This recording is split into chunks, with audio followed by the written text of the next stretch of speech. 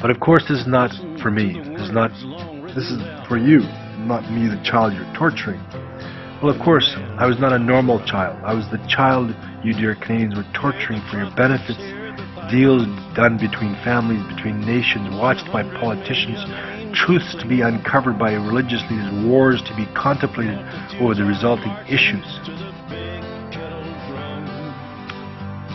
I repeat, I was the child you dear Canadians were torturing for your benefits, deals done between families, between nations, watched by politicians, truths to be uncovered by religious leaders, wars to be contemplated over the resulting issues.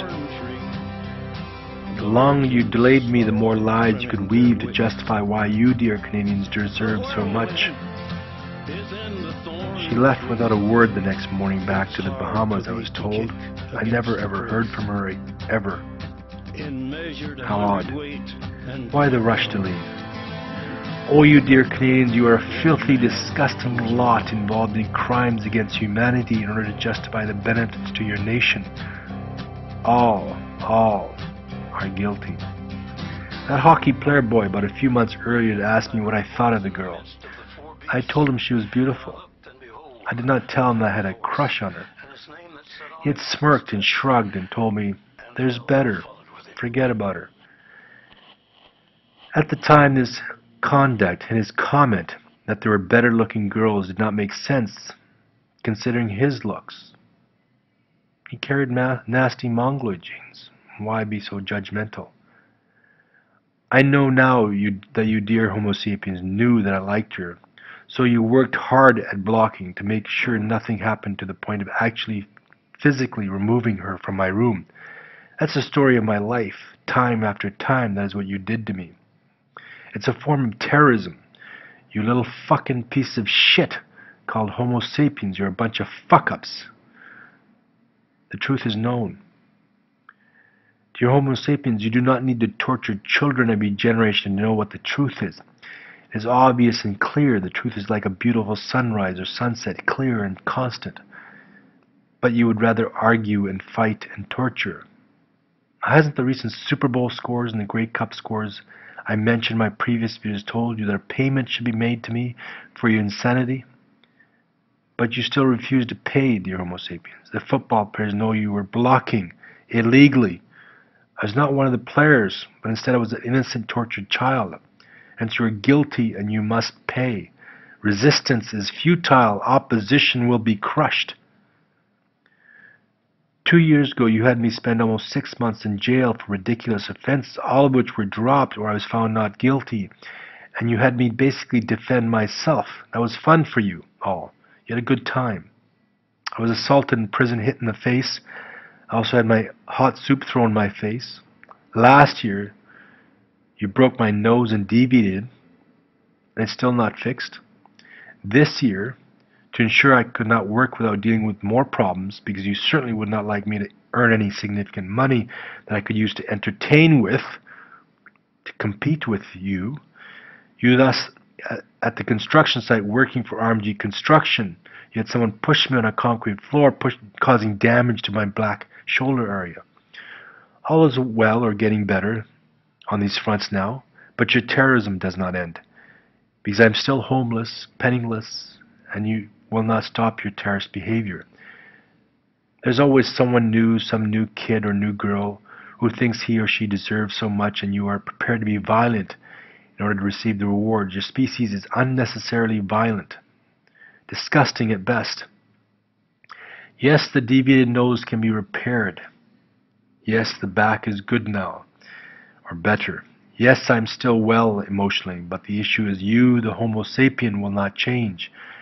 You've been involved in this behavior since the dawn of man, using all the technology that's given to you to find new ways to fuck the children for your benefits. So who is your judge?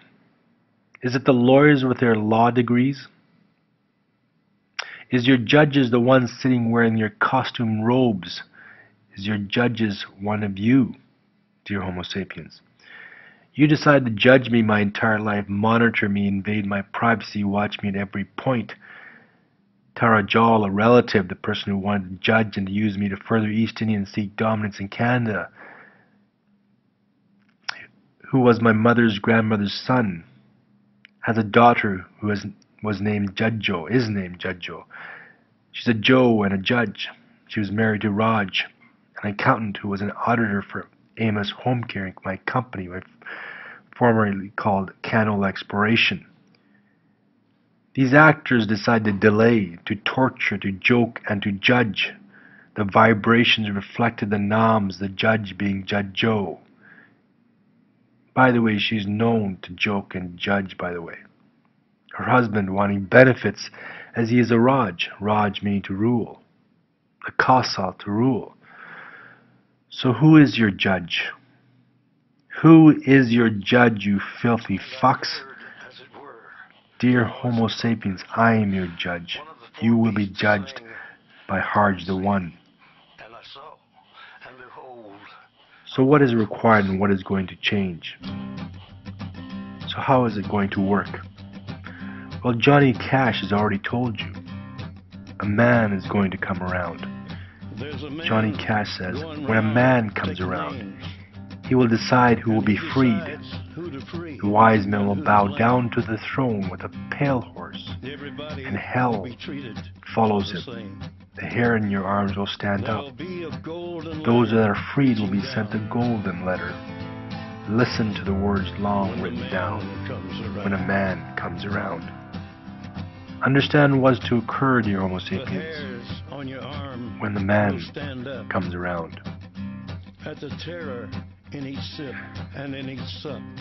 Let's discuss your economic system and its failure.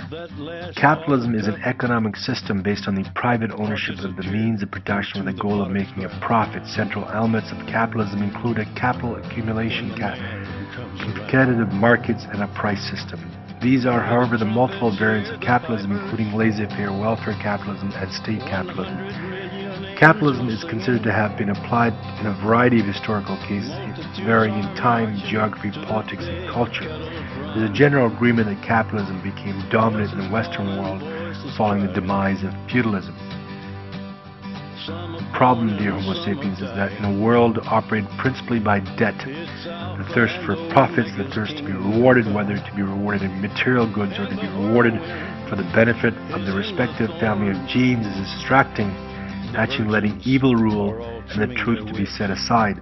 The truth is being discarded, quality is being sacrificed. I've been orchestrated to suffer for a lifetime to showcase your truths so you could justify your benefits. I refer to John 13:13-15 of the New International Version. You call me teacher and Lord, and rightly so, for that is what I am. Now that I, your Lord and teacher, have washed your feet, you also should wash one another's feet. I have set you an example that you should do as I have done for you. Dear Homo sapiens, I, along with other tortured children, have washed your sins for a long time. It is now time for John 13:13-15 to be executed. I have set an example that you should do as I have done, you dear Homo sapiens, and not to breed with nasty Mongoloid genes. You will starve rather than submit to nasty Mongoloid gene holders, and you will not submit to the terrorism. You will instead starve, as you have starved me for now almost 35 years. A new 14th family line of genes will be created. I will require the golden keys. I will require the golden keys. The golden keys are the genes that are key to the formation of the sun god and sun goddesses that your pagan religious leaders have craved for so long. Even though you, dear Homo sapiens, have indulged and tortured countless children in your quest for power and control, my demand for the release of the golden keys is not an act of theft from you or an act to overindulge. I refer to Luke 10:30-37, New International Version. In reply, Jesus said, a man was going down from Jerusalem to Jericho when he was attacked by robbers. They stripped him of his clothes, beat him, and went away, leaving him half dead. A priest happened to be going down the same road. When he saw the man, he passed by on the other side. So too a Levite, when he came to the place and saw him, passed by the other side. But a Samaritan, as he traveled, came where the man was, and when he saw him, he took pity on him. He went to him and bandaged his wounds, pouring in oil and wine. And he put the man on his donkey, brought him to an inn, and took care of him. The next day he took out 2 denarii and gave them to the innkeeper. Look after him, he said, and when I return, I will reimburse you for any extra expense you may have. Which of these 3 do you think was a neighbor to the man who fell into the hands of robbers? The expert in law replied, the one who had mercy on him. Jesus told him, Go and do likewise. It is time to give back to the one whom you all stole from. I refer to John 10:10. John 10:10, New International Version says, the thief comes only to steal and kill and destroy. I have come that you may have life and have it to the full. John 10:10, King James Version.